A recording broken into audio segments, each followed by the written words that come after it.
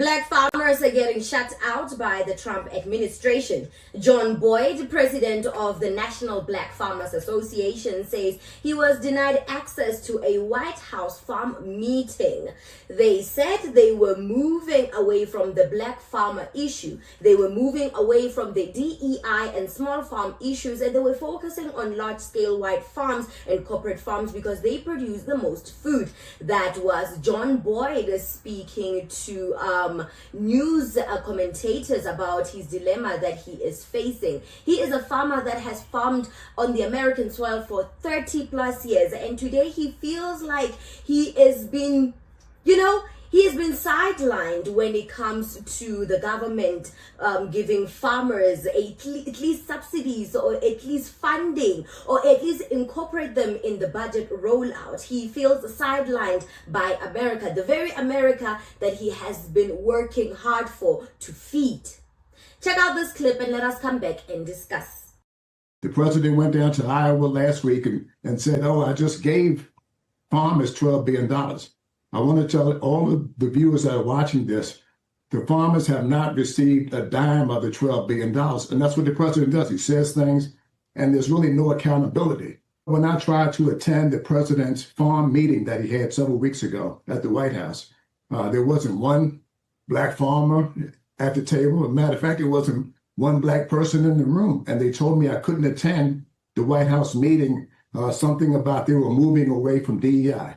I'm talking to you from my farm. There's no DEI on my farm. My cattle eat the same amount of hay. My tractor burns the same amount of diesel fuel, and I have to be able to produce a crop here just like everybody else. I'm sorry, what? There was a farm meeting at the White House. You tried to go. Were you there physically? Did they turn you away at the door? Or what happened? The farm community is a very small community. So people were telling me that there was going to be a farm meeting. And I reached out to the White House to attend, and that's the feedback that they got. In fact, they said they were moving away from the black farmer issue. They were moving away from DEI and the small farmer issue, and they were focusing on large-scale white farmers and corporate farmers because they produce the most food, is what this administration said. And they told me that they may come back in a couple of years and revisit the farmers of color issue, but right now that they were moving away from it. And where's the accountability? I'm a farmer just like anybody else. Boyd also called out Trump's recent speech in Iowa, where he said, and I quote, Trump claimed he just gave farmers $12 billion. Boyd continues to say that, I want to tell all of the viewers that are watching this, farmers have not received a dime of the $12 billion. And that's what the president does. He says things and there's really no accountability. This story is really heartbreaking. The same is happening here in South Africa when it comes to who gets to participate in AGOA. Only corporate farms that are owned by white farmers are the ones that get to participate in the AGOA program with the United States. They are the ones that get to benefit from our land that they stole from us. So the same is happening in South Africa, and it breaks my heart. And it makes me wonder, is there an agenda out to sideline black people in every faculty of business? They told a black man, no DEI. If that's not racist, I don't know what is. We might as well kiss those reparations we've been fighting for goodbye. But it has been reported that Farmer Bridge Assistant payouts or payments will roll out around the 28th of February after processing applications. But even so, with Trump's tariff wars with almost every country in the world, I don't think that $12 billion payout will be something tangible for black farmers.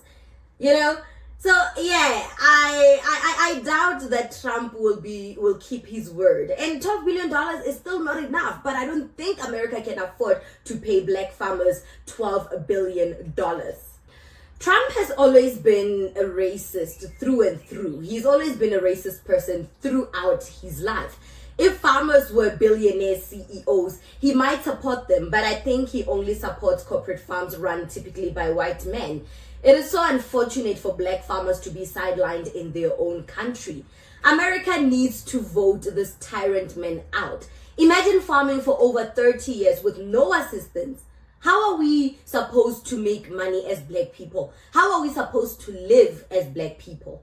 Imagine farming for over 30 years with no assistance. How are we supposed to live and make money as black people? And we've been through enough. There was slavery, the era of slavery. There was the era of Jim Crow. They promised us reparation. But every government that takes over in America, or any president that takes over in America, they keep promising reparations, but never live up to their promises. And now they refuse to fund black farmers. They are sidelining black farmers to focus on corporate farming, typically ran by white farmers. No. How are we supposed to live and make money? The exclusion of black farmers in the United States has reached a crisis level. While political leaders loudly claim to support black farmers continue to face systematic barriers, from being denied bank loans to receiving inconsistent or no government funding at all.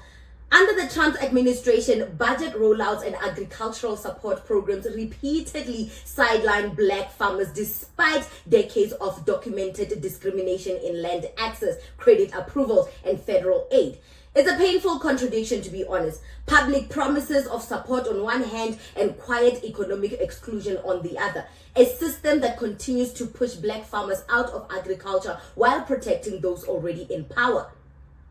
It really breaks my heart that this is where America is. I don't know how many years have we gotten democracy, but none of us can actually say, hey, from democracy, this is what I've been able to build for the future generation to come. This is independence without economic control, without economic freedom. And they hate Julius Malema for always speaking out for black people. They hate Julius Malema for always speaking out about economic empowerment. They want the freedom on paper. But when it comes to action, when it comes to DEI, reparations, it's crickets. No one wants to participate. Every administration that enters the White House has not lived up to their promises, especially the promises made to black people. It's so sad that black farmers are being sidelined. They've been sidelined since the days of Lincoln. So, hey, here we are today.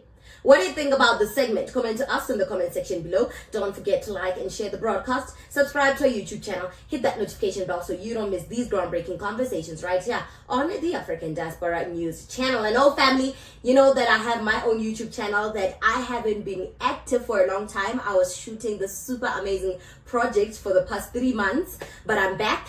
And there's loads to discuss. I hear that some of y'all are interested in buying property here in South Africa, moving away from the unsafe America. Well, I am here to help you dive into that. I'm here to help you diversify your portfolios, especially in property right here in South Africa. So do go to the Native Talk. The link is in the description box below, and let us talk.